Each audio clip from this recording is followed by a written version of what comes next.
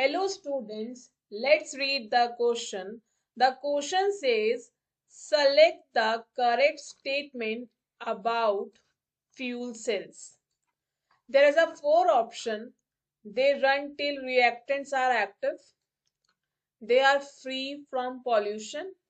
They are more efficient. All of these.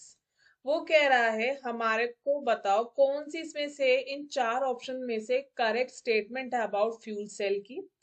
और वो चार स्टेटमेंट है वो कह रहा है कि जो इसका रिएक्टेंट है वो टिल एक्टिव रहता है जब तक वो पूरा कंप्लीटली प्रोडक्ट में कन्वर्ट ना हो, या वो फ्री फ्रॉम पॉल्यूशन है, मतलब ये जो फ्यूल सेल है जिसमें बाय प्रोडक्ट है वो बिल्कुल भी हार्मफुल नहीं होते क्या हमारे एनवायरमेंट में। They are more efficient than other cells, मतलब इससे जो आपकी एनर्जी है जो पावर मिलती है वो ज्यादा एफिशिएंट मिलती है as compare to other cells से। ये इसमें से तीनों ये करेक्ट है।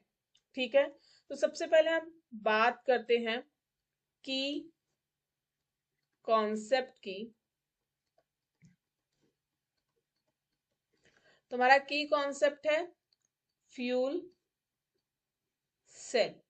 ठीक है, अब अब मैं देखूंगी एक्सप्लेनेशन को।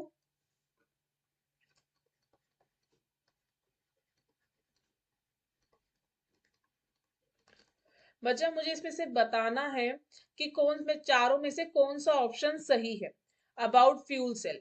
तो सबसे पहले हमें ये समझना पड़ेगा कि फ्यूल सेल होता क्या है। ठीक है, तो फ्यूल सेल बच्चा एक ऐसा इलेक्ट्रोकेमिकल सेल है जिसमें क्या होता है, इलेक्ट्रिसिटी, आप इलेक्ट्रिसिटी जनरेट होती है, इलेक्ट्रिकल एनर्जी जनरेट होती है from a fuel.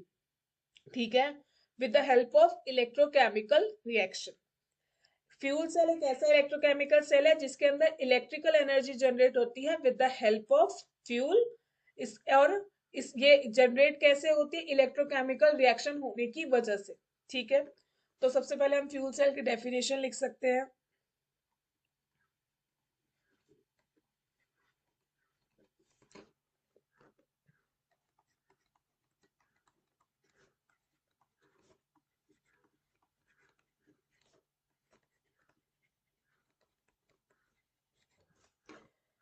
It is an electrochemical cell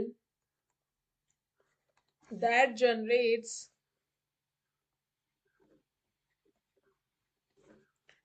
electrical energy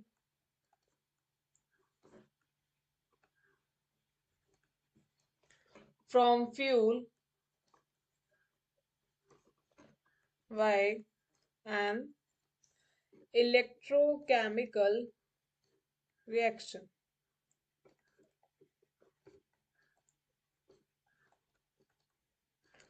अब बच्चा ये तो हमारा फ्यूल सेल की हमें ये बता दे कि फ्यूल सेल होता क्या है। ठीक है, अब हम उसके एडवांटेजेस देख ले कि फ्यूल सेल की क्या एडवांटेज है as compare to other cell से।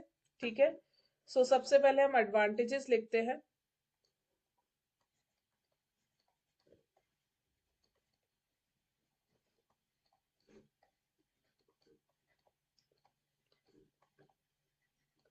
Advantages of fuel cell. First,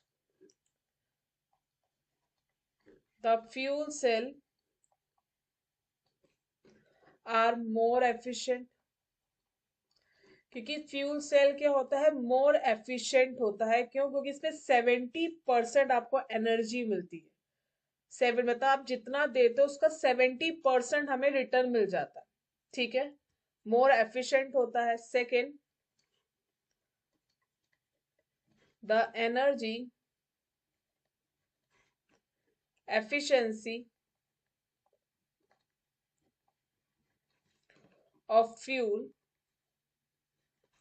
is around 70%, 60 to 70% होता है।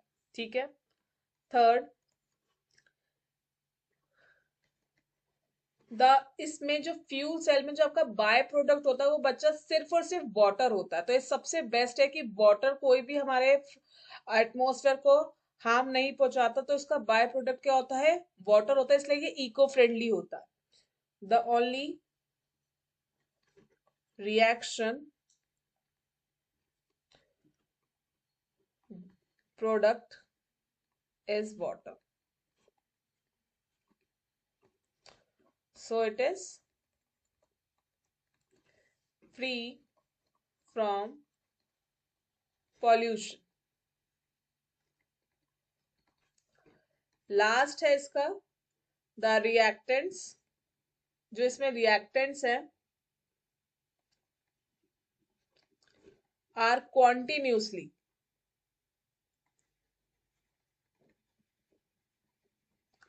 सप्लाइड, मतलब जो रिएक्टेंट है वो ऐसा नहीं है कि एक रिएक्टेंट काम कर रहा है एक रिएक्टेंट रिएक्ट नहीं कर रहा, ऐसा नहीं है। जो रिएक्टेंट्स है वो कॉन्टिन्यूसली क्या होते हैं, सप्लाई कर रहे हैं फ्रॉम एक्सटर्नल सोर्स, क्योंकि जिसमें रिएक्टेंट होता है वो होता है हाइड्रोजन और ऑक्सीजन गैस, ठीक है, from external source,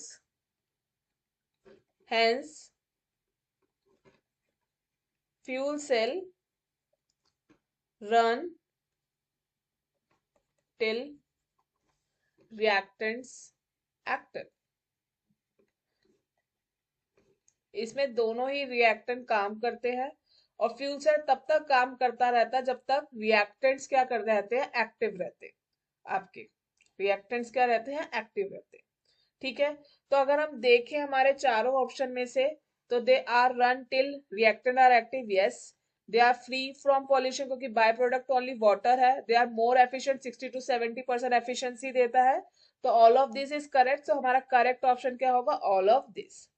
so hence the correct option is D.